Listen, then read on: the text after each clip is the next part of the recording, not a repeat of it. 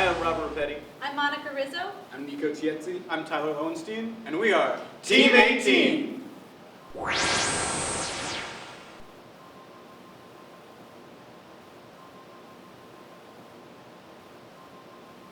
There are many different ways to strike a chime.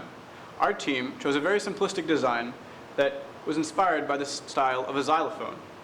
There are several chimes placed in descending size along the frame.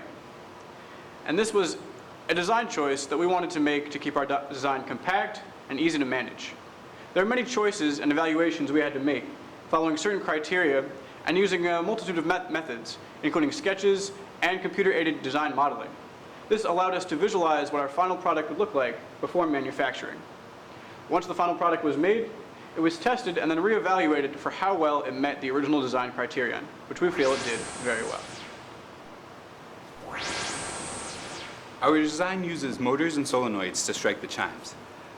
We chose to use the solenoids, which have a much faster reaction time than the motors, to strike chimes that were played more often and in a faster succession.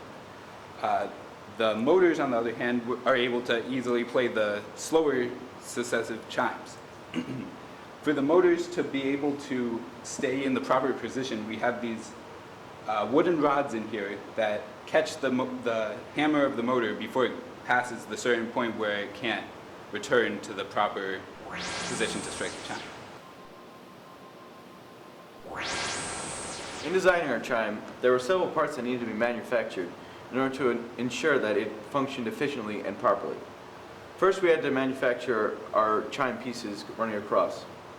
We used a program called Audacity to find the nodes of frequency and drilled through those and ran guitar string through the nodes to ensure that they would resonate at the perfect frequency and make the right note. After that, we had to cut all the wood and make sure it supported the chime in a functioning way without restricting each individual chime.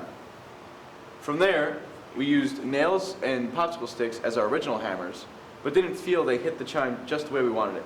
So going to the machine shop, we manufactured and machined our own chime hammers, looking somewhat like this one, and that would hit the chime and allow it to ring in a suitable tone.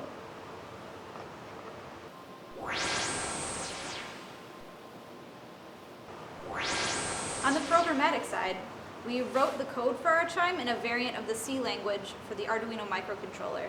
So the way the code works is it sends a number of commands to the motors and solenoids, telling them to actuate in the sequence that they would ordinarily go in the song. So we just followed the sheet music and wrote out just a list of commands for the microcontroller to send to the motors and solenoids, and it plays our song.